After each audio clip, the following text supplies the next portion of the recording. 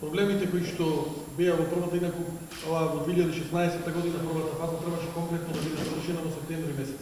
Зборуваме за делницата Куманово Белјаковци.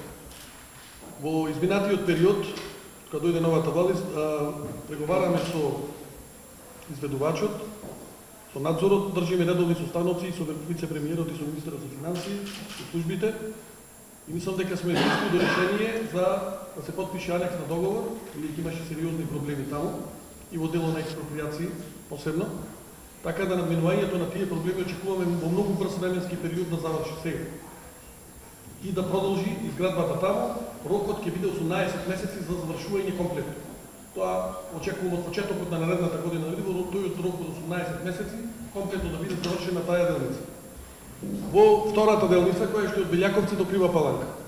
Значи, станува збор за средства, претходно амбасадорот одговори, 147 милиони евро средства.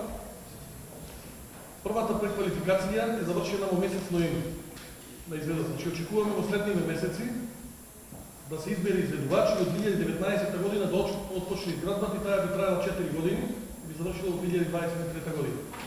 Третата фаза, која што е со специфична конфигурација на земјиштето, значи станува збор за 23 км од Крива Паланка до македонско-бугарската граница. Имаме обезбедено 60 милиони евро средства од Европската унија. Заради специфичноста на конфигурацијата на земјиштето, тоа ќе биде исклучително поскапа траса.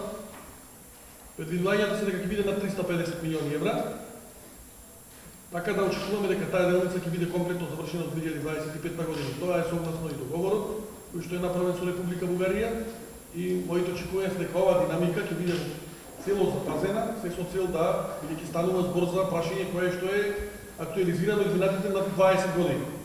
И ние согласно динамиката во владата што имаме во Министерството, со Министерството за финансии, очекуваме дека ќе се почитуваат максимално овие рокови и согласно роковите кои што ги има, инаку за третата делница само може би тоа испушти, средствата се уште не се обезбедени, Министерството за финансии преговара за делот на до обезбедување на тие средства, бидејќи овие 6 милиони евро средства се од Европската унија. Благодарам.